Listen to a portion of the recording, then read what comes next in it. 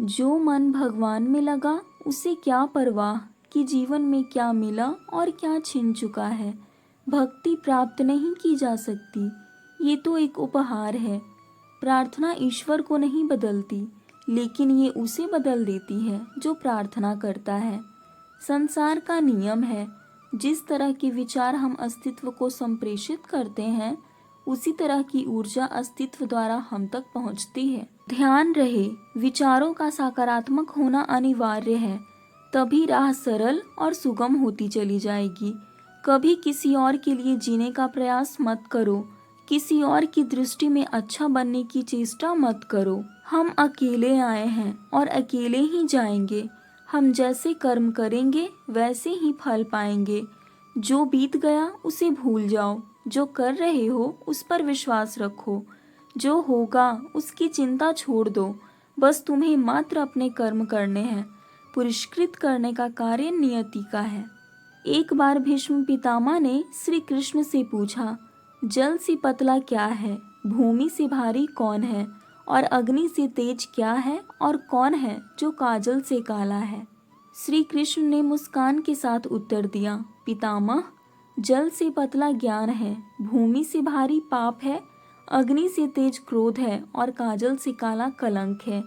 श्री कृष्ण कहते हैं कि परिस्थितियों से भागो मत, उनके सामने डटकर खड़े रहो, क्योंकि कर्म करना ही मानव का पहला कर्तव्य है। हम कर्मों के द्वारा ही परेशानियों से जीत सकते हैं। दुनिया नहीं जानती, हम सभी का अंत यहीं पर होना है, लेकिन जो लोग इस सत्य को जानते हैं, उनके सारे झगड़े एक ही बार में खत्म हो जाते हैं।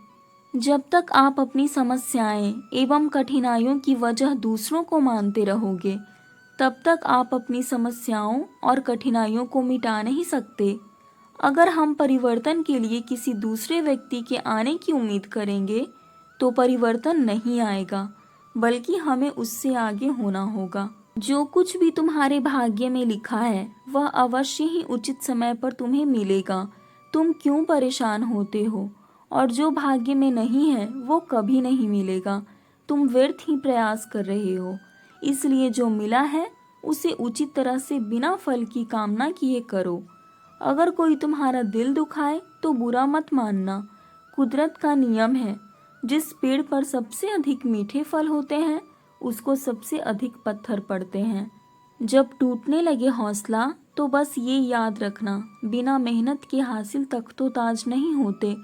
ढूंढ लेना अंधेरे में ही मंजिल, क्योंकि जुगनू कभी रोशनी के मोहताज नहीं होते। जो व्यक्ति बहुत ज़्यादा बोलते रहते हैं, वो कुछ नहीं सीख पाते। समझदार व्यक्ति वही कहलाता है जो कि धीरज रखने वाला, क्रोधित ना होने वाला और निडर होता है। बहादुर आदमी वो नहीं जिसे डर नहीं लगता, बल्कि वो है जो डर पर विजय प्राप्त करता है। इंसान एक ऐसा प्राणी है जो अपने लक्ष्यों के लिए जीता है। उसके जीवन का यही अर्थ होना चाहिए। वह अपने लक्ष्यों के लिए कोशिश करता रहे और उन्हें प्राप्त करता रहे। उपवास हमेशा अन्न का ही क्यों, लोभ, लालच, चुगली, काम, क्रोध एवं गंदे विचारों का भी तो होना चाहिए। जीवन में जो करो, पूर्णतः समर्पण के साथ करो।